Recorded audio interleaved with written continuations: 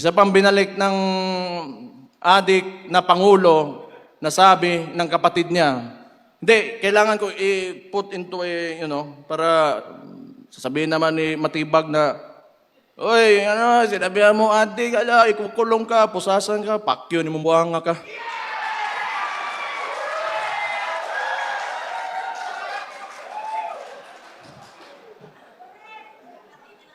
Bisaya pa, lo ni mo, choy.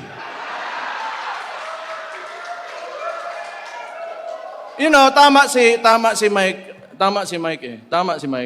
This is not even a silent martial law. It is martial law without declaring it formally. Ang dami nang nakukulong, may mga kaso, and for what? Because they opposed, the actions of the administration. Why? Is that so wrong? Kung ikaw, Presidente, that would be good information for you to fix your country. Because it could be right. It could be good for the country. Bakit ayaw mo ng oposisyon? Bakit ayaw mo na pagsabihan ka kung ano yung nangyayari sa lugar mo? Kasi baka kasama ka talaga sa nakaw. At ano sinabi? Hindi naman tayo magtataka. Lumabas na nga si Martin Romualdez. That was actually an admission that there are anomalies in the preparation of the budget.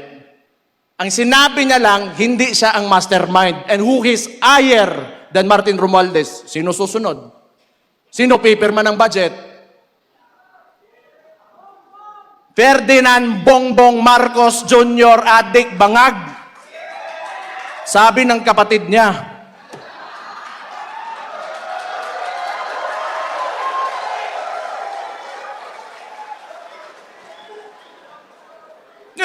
ako ang ginaingon dere ba? Ako ginaingon gani. Awa, nanagan ng adik karon. Dumami ang adik. Dito sa Davao, lagi may huli. Sa ibang lugar, wala. Hinahayaan nila. Takot yung mga pulis. Kasi pag hinuli mo adik, magagalit si Bongbong. Kasi adik daw siya, sabi ng kapatid niya. Oh, ano mangyayari ngayon? Yung mga pamilya, sira. Breadwinner, yung tatay. Pag nagsabuyan, wala na, sira ulo, ayaw magtrabaho, bubugbugin yung asawa. Ano mangyayari sa household? Wasak yung pamilya, yung mga bata, saan papunta? Hindi papasok ng paaralan. Yung community, yung mga barangay dyan, apektado. Sino nagbabayad ng buwis? Sila mismo. The driving force of our economy are the communities. Ang kapobrehon, imong pasagdan na mabuang. Napatay CPN po yung muingon lang. Sasabihin niya lang, pampahaba lang ng oras sa trabaho ang putang inang drugs na yan. Tanawa unsa ka bangag ng presidente na, and you allow your CPNP to say that without reprimanding him. Tanaw ninyo, tingin nyo ba may kinabukasan pa ang Pilipinas pag nagpatuloy ito? Tangtangan yung Marcos dito. Ayaw ako, ako'y mapriso. Kitang tanan siguro. Utang ina ni.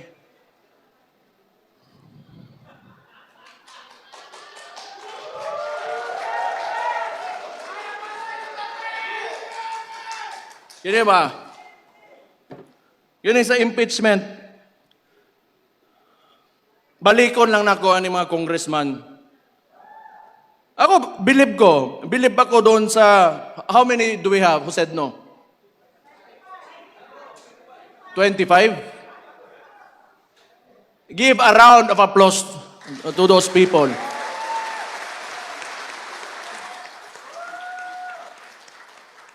Butang yan kamo, taga Davao, pangampanya ito ninyo dito sa Manila, kay tabang ito ninyo.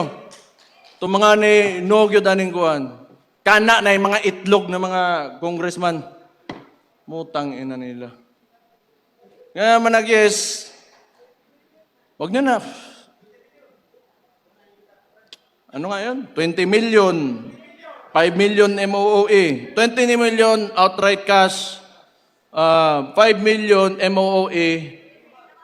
200 million budget. Si Dimple Mastura nag-no, di ba? Oo. Ha? Abstain. Nasto nga. Okay na. Pwede no, pwede yes. 200 million budget. And, ito pang narinig ko, Constitutional Assembly to extend the term of the incumbent politicians. That means, including the congressman. So, kung nakinig lang kayo sa akin, before the midterm elections, I already said this in Cebu, I said this everywhere I went. Yung bangag na yan, ayaw bumaba. Kasi alam niya, pag bumaba siya, makukulong siya. Nasa liderato kasi yan lahat. Kayo, mga leader kayo sa lugar nyo, if you allow looting of, public funds, then that is because you allowed it. If you do not allow it and you have strict policy against corruption, hindi talaga mangyayari yan. Ang problema, sabi nga ni Martin Romualdez, hindi siya ang mastermind. And sino yung leader? Sino yung ulo ng Pilipinas ngayon? Si Marcos. I do not know if Martin was pertaining to kaning adik nga bangag nga way uwaw bawgbaba nga presidente nato. Ingon siyang igsuon ha. Sabi ng kapatid niya. Ang bawgbaba totoo yan kasi kausap ko yan kasi tinulungan ko yan yung kampanya. Naamoy ko, bawgbaba ang tawanan Pero noon, sa totoo lang, naloko rin talaga ako. Akala ko, wala lang, parang walang buot lang talaga to. Parang bata lang ba? Ngayon, bata talaga at adik pa talaga, sabi ng kapatid niya.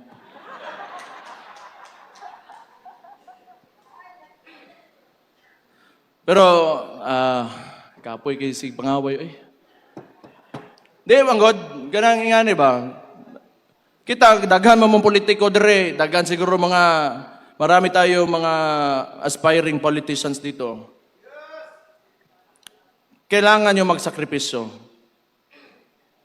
Kailangan ninyo buhian ang inyong attachment to material needs. Money and material needs. Attachment to power, attachment to... kasi hindi talaga aangat yung bansa natin if we go into politics para lang sa sarili natin.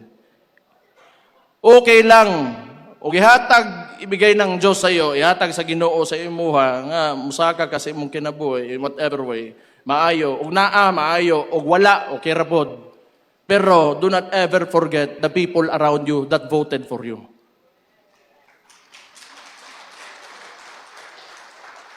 Kinahanglan, pag ikaw nas politika, di lang ang imong gipampili na mga tao, mga pinili mo lang na mga tao, at ikaw yung aangat. Unahin mong angatin yung mga tao. Huli ka na talaga. Maunang politika. Manerbisyo ka Mao gani ang tawag na public servant.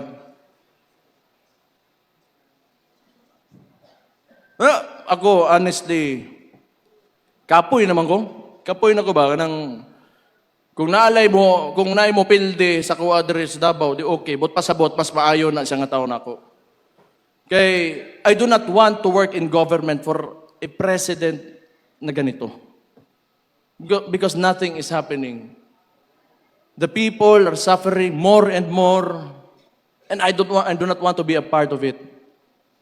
Na complicit ko sa nangyayari sa mga tao ngayon. But fortunately for me, Davaoenos, Davao region, are very resilient people. Mabuhay raman tag ginamos, kanang nilungag nga saging, okay na. Pero kani mga tao sa mga urbanized sections of the country, medyo lisod eh. Dire natay prutas, natay bugas, di man permi pod pero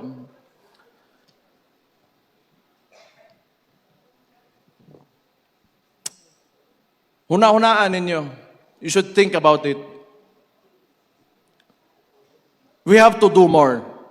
We have to do more. We have to push harder. We cannot allow this administration to go beyond 2028.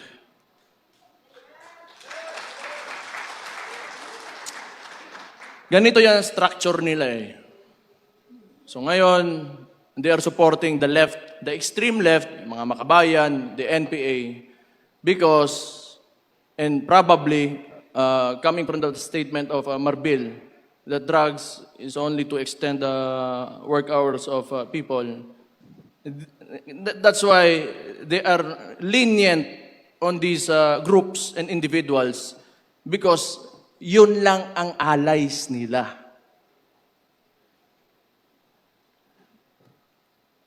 Lahat nga talaga na inayos ng previous administration by PRRD, binalik talaga ni Marcos. And look at what happened. Look at what is happening to us now. We have never been more divided than ever before until this fucking president came into office. So anong gagawin natin?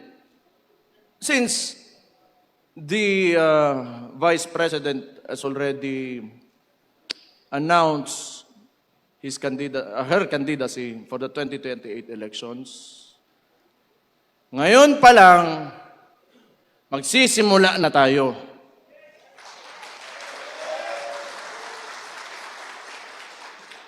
Pero sana nga, hindi aabot ang 2028 eh.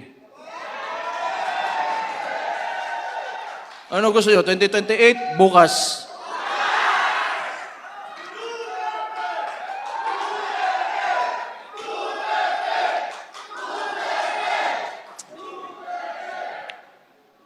Kaya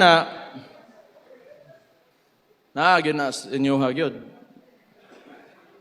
Taraw ninyo, ako'y pangutana sa inyo, kita mga kabisayaan ba? Kung naan ang Malacanang dire, human na ni ugma, no?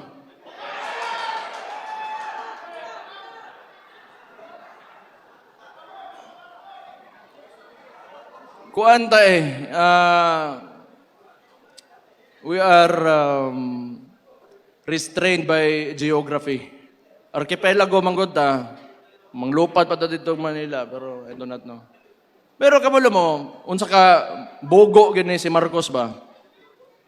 Bugo gyud, bisag unsa ang bugo gyud. Ana. Bugo gyud. Wala tayong magagawa. Oh. Pag may nangyari, wala tayong magagawa. Kaya natin panyo. Limpyo tayo ng white powder dire. Unsa ba chinchanso? Ilong.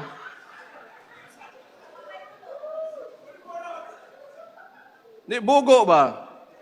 Siya yung nagbukas ng flood control issue because, you know, the narrative that they wanted to present to the public, kasi ito mainstream media, hawag niya, putang ina po din yung mainstream media mong yawa mo. Tinuod man, ay mo, kalain na, kato mga trabahante, ang mga tag-iya, anak. Mga tag-iya.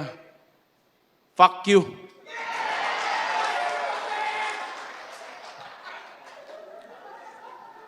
So they wanted to, you know, form this narrative that Marcos, Bongbong Marcos, is the savior. So, PowerPoint pa, nga murag kinsang maestro ang gago. Oh, these are the contractors that, you know, had ghost projects. Contractor? O ikaw? Nga na ka, utang ina.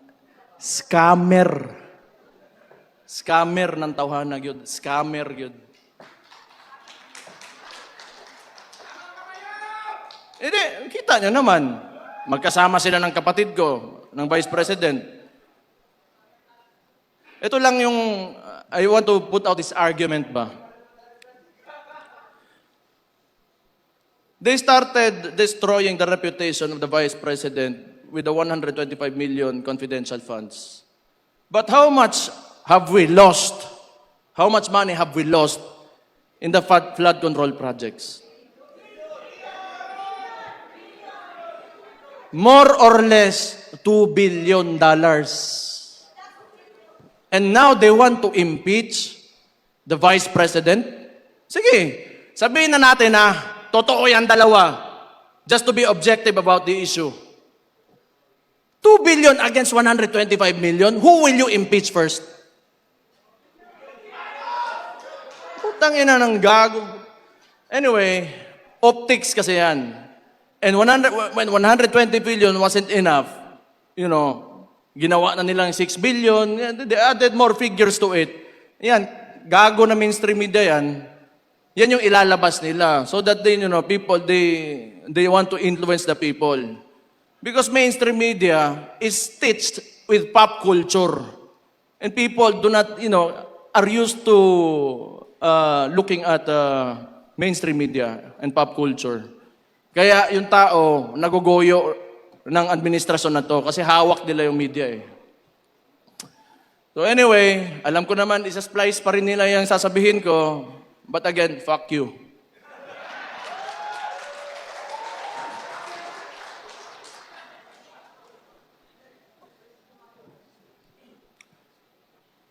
Di, maluoy ta sa itong nasod. Natay mga anak ba? Natay mga anak. Ako yung mga anak. Namoy mga apo. Unya, kaugbaon ba? Future ba? Future.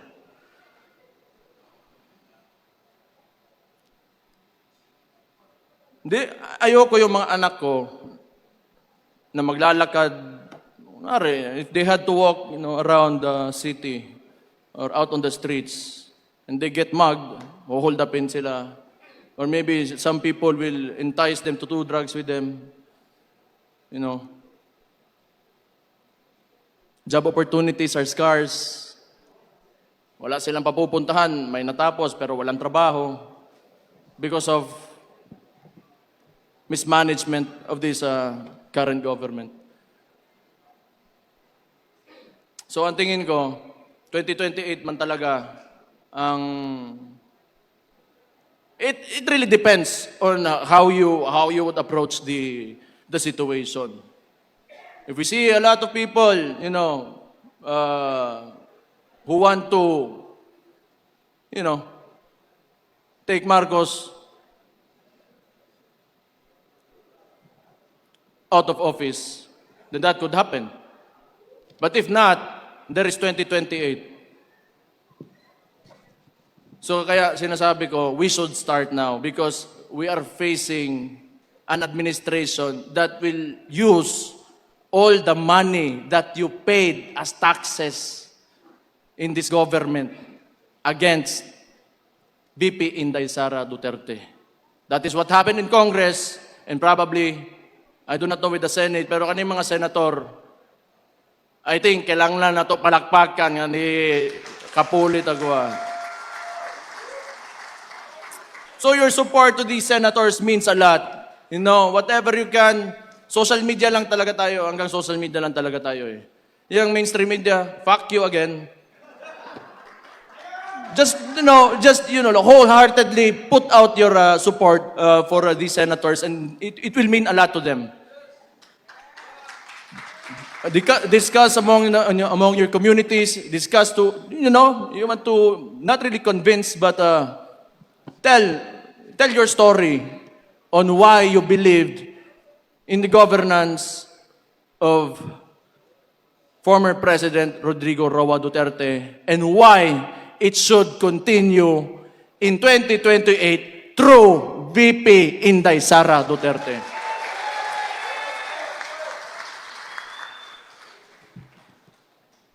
Muguol ta sa atong kaugmaon gyud. Sayang manggod, sayang. You know, everywhere I go, everywhere, kahit tanungin nyo, taxi driver, mas nindot gyud ang panahon kani adto. Mas nindot gyud. Ang maestra, sakaan ng sweldo, police, military, sakaan ng sweldo. Okay man na. Kinanglan magod gyud. Kailangan talaga sa government, you have to, like, increase salary. Para dili mangurakot. O mana kay I do not know. Wala, I am not in the position to, speculate on that, but that's what I think. Kung kapoy kayo nga, sige antos, o tiis ka ng tiis, living in a country where people in government and in politics only want money. Hustle na kayo na. So, note lang, we will see. 2028, taon na to, unsay mahitabo. Pero, inshallah,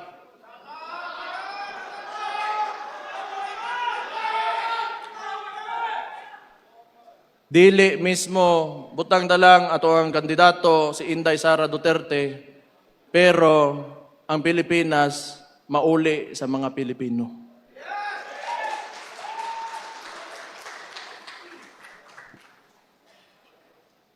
Tama na to, kapoy na kay story diri, paningtan ako. Ay, tama day. Namo ko yung story. Basta ikaw rin. Ako, unahan ko muna sila John Vic at saka Auntie Claire. Auntie Claire, si Mayor Baste? Kung ano-ano na pinagsasabi? Hindi naman totoo yun. Unahan na takadaan, day. Kapoy ka. Kag-alo. Pas John Vic, ginahuwat pa na ko John Vic nga muli-ili sa kuutin kay pisot ko no ko. What to, John Vic, lain po kayong pakita utin siguro niya, no? O sige na lang, pasiganahan siya. Pero ang tuli, manggod, kani adto, pakang man na, diba? Pakang, pakang. Kanang kang John Vic, mas maguwang man na nako, kung tuli siya. Pakang na iya, ha? Ako German cat.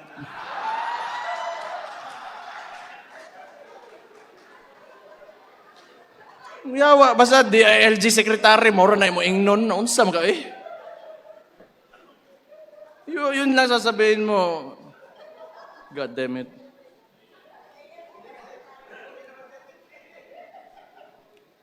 Nawala na yung usapang drug test eh, so penis test na yung susunod. Kung support o hindi. Bitaw. Actually, lahat ng nakawan na yan, ginagawa nila yung diversionary tactic, yung impeachment kasi talaga, so that they can continue to loot the money of the people, taxes that you pay. So, tayo kuha na. So man, mag-rally ta? Tanaw ninyo. Ha? Kay ingon man si Kong Leon Libiste, magpadala daw siya barko. Papadala daw siyang barko.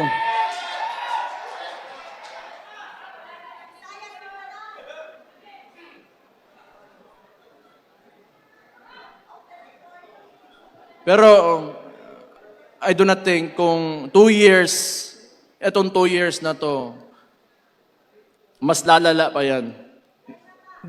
Itong nangyayari na mga kadali, langgod, sa mga yung ginagawa ng administration, weaponizing the bureaucracies and the departments of the administration, the government, mag-i-intensify pa yan. I told you. Tingnan nyo anong nangyari sa Senate. Tingnan nyo nangyari sa Senate. Nagputukan. Kaya gusto na naman nila kunin si Bato ipadala doon sa ICC.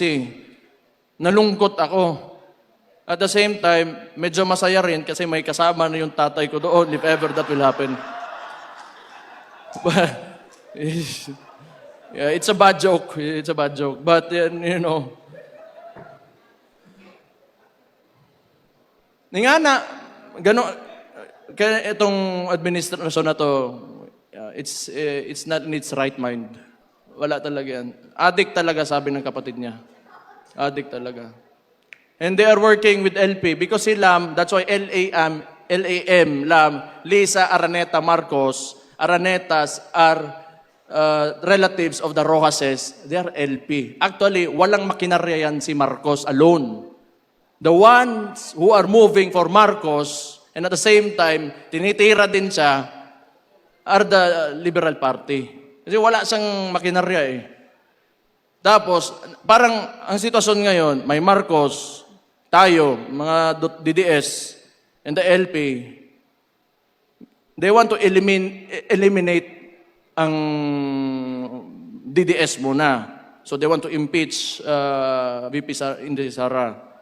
Tapos ngayon, gusto nila sa finals, sila yung maglalaban. Yan yung sitwasyon dyan. Pero wala, di nila tayo kaya.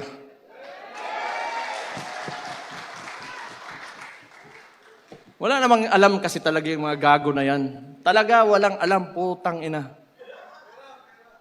Kasi nga, sinabi ko, tulad ng Scarborough Shoal, you know, yung mga left na yan, sila man nasasabi China, o sino ba? Trillanes, LP. Saan naman nag-backdoor nun? Kinesyon sa nga ni Enrile. Putang ina. EJK. O, kani ha? EJK. They want to, you know, convict ako ang amahan because of the allegations of EJK. O, kani LP niya. Kanang Tarlac, sa mga kuwangko mo na, relatives na sa mga Aquino. Ang Hacienda Luisita. Oh. Kuwangko day. Diba mo, ibutang ninyo ang tao dito sa Netherlands, sa ICC. Because he fought against drugs that destroys communities. And yet these people are silent about Hacienda Luisita, who wanted land reform, who wanted their land back. Unsa ka ipokrito ni mga tawhanan eh. Oo, kasabot yun anak nila. Sige sila balik-balik kung EJK, tanawa karon, bumalik si Mabilog, bumalik si De Lima, and they are alleged narco-politicians, ni daog pag yun tong nagpapusil-pusil, bitaw diri siyang bukton. Kerwin, yawa na mayor pambuang, no? Kuya, usad ba? Tagigit. Wala yun. Bumalik talaga lahat ng problema na nawala na sana. So, anyway, wala naman din talaga ako sasabihin. I just want to thank you for all of you for spending your time here. I just want to tell you, you know, like, we should think about the future. We should think about our children, your grandchildren. We should aim for a better country. Much better than this one. A lot better than this one. O gihatag unta sa Ginoo. Inshallah. So, to end this, tayo ay kikilos na para kay VP Inday Sara Duterte. Tayo lahat nandito dahil hindi tayo susuko. At hindi natin tatanggapin ang ginagawa ng administrasyon ngayon. So sisimulan na natin ngayon pa lang na mailagay natin si VP Inday Sara Duterte sa 2028 bilang Pangulo ng Pilipinas. Mabuhay ang Pilipinas! Mabuhay ang Pilipinas! Allahu Akbar! Maraming salamat ug maayong hapon sa inyong tanan.